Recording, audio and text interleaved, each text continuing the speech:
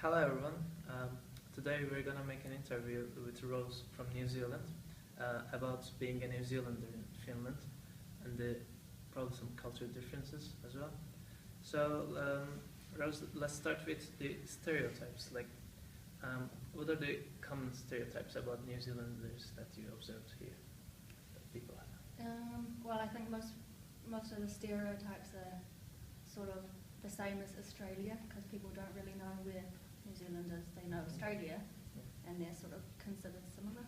So maybe like the farmer type with lots of sheep because we have lots of sheep, and I think that's probably the main stereotype, being farmers, but we're not all farmers.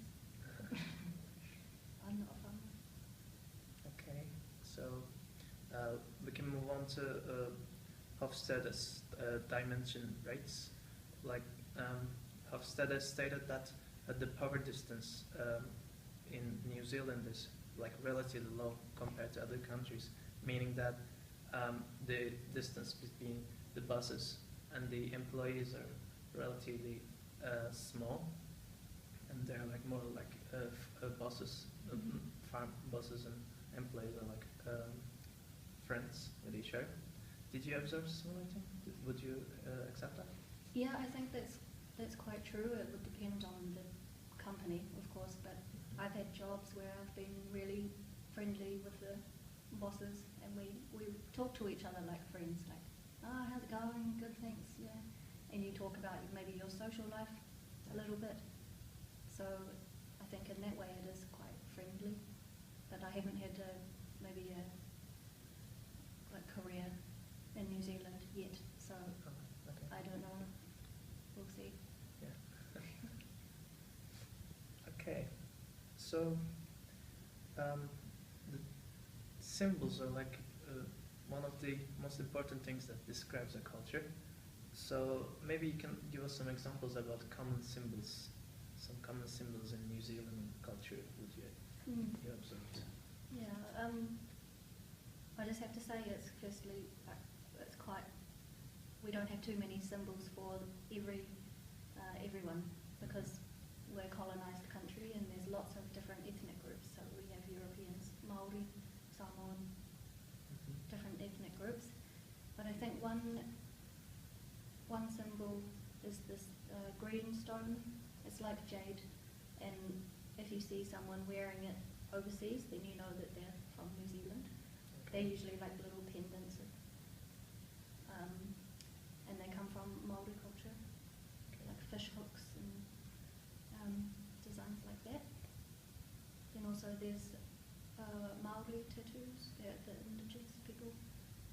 You might have seen them before.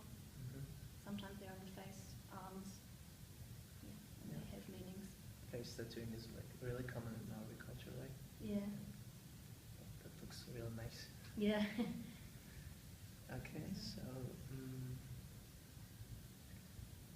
yeah, maybe you can talk about this if you have experienced any communication problems with Finnish people when you come here. Maybe you can give us some examples about that. Yeah, I definitely have had communication problems. I decided straight away it's just way better to just learn Finnish and speak Finnish, mainly because the way I speak English is totally different from the way that Finns would use English. So it's just better to adapt and learn the language. The way that Finnish people speak is very straightforward, and they always say what they mean, whereas New Zealand is the total opposite. We really talk about, if someone asks, do you like something, then you would maybe say yes, even though you didn't, because you don't want to offend people. Yeah.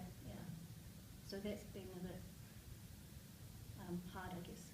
Maybe Finnish people think I'm dishonest sometimes, but I'm just trying to be polite. So, yeah. Okay, so maybe we can talk about this, how the family structures are different in Finland and New Zealand. Maybe some of your observations, how big the families are, or when people move out, like at what age? Would you have some examples about that? Yeah. Families are anything from 3 to, I don't know, 10. Mm-hmm. Families can be large. Yeah. My family is 6. I have a mum and a dad and 3 brothers. Yeah. I think usually people leave home around the age of 18 when they go to university. Like people can also move out earlier, like 16, if they don't have a good relationship with their family. And usually the grandparents would live somewhere else or in a home. Mm-hmm. I don't think, in some families of course, that they are taken care of by the family. But it's really hard to say again because of the different ethnic groups. They have different values, like maybe European have different values to Māori, and Samoans have different values to Māori. It's really hard to make those generalizations. Mm-hmm. Okay. So,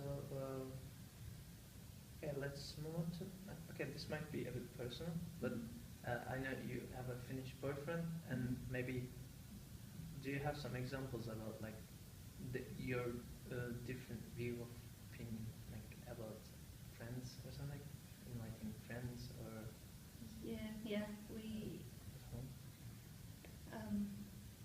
I think one of the hardest things that there has been to adapt to the planning Mm-hmm.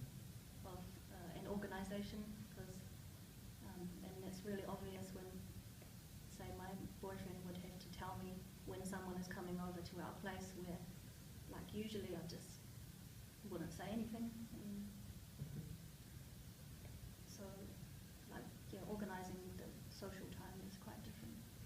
It's quite, no one plans in New Zealand a lot comparisons. Okay.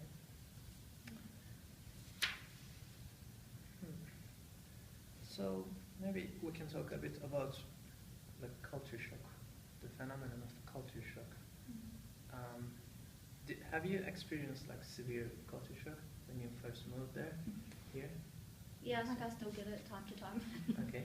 Hasn't gone away. I used to just, when I was going for a walk, I used to smile to people, like, Mm-hmm. and say hi. And like, if I was running around Suoliarvi or something, and then I see someone on the track, I'd like, oh, hey, and smile, and then I think they think I'm crazy. But that's just because we do it in New Zealand. Mm-hmm. Or they just don't say anything, and I found that shocking. I was like, oh, that's a bit rude, but whatever. That's just different. Mm-hmm. So that was, yeah, maybe. And also, I got culture shock when Finnish people just speak so straight and speak their mind so straight, Yeah. obviously. You never need to think what they meant to say. Yeah. Makes it No, but easy that's, for yeah, us. it's easier in a way. Mhm. But it was a shock at first. But now that you know, it's a lot easier. Mhm. Yeah. So maybe we can talk about like what you have enjoyed the most about Finnish culture when you moved here. I love the sauna and the whole tradition. Like, I love Finnish traditions, going to sauna and like skiing and walking in the forest, mushroom picking, and all of those like outdoor activities are so great. And also the trust, they're so trustworthy and reliable from the Finns. Like, you know, you can always rely on your friend to help you with something. If they say they'll help you, they'll do it. And I've also lost my wallet twice in Finland in the last 2 years. One time I lost it in the forest, and both times they've been returned. That's great. Yeah, I just get a call from the police station. We found it. And I'm like, yes. And that would never happen at home usually. People just take it. Yeah. It's probably the same in every other country. Yeah, probably. so that's amazing. Like, Yeah. I love that.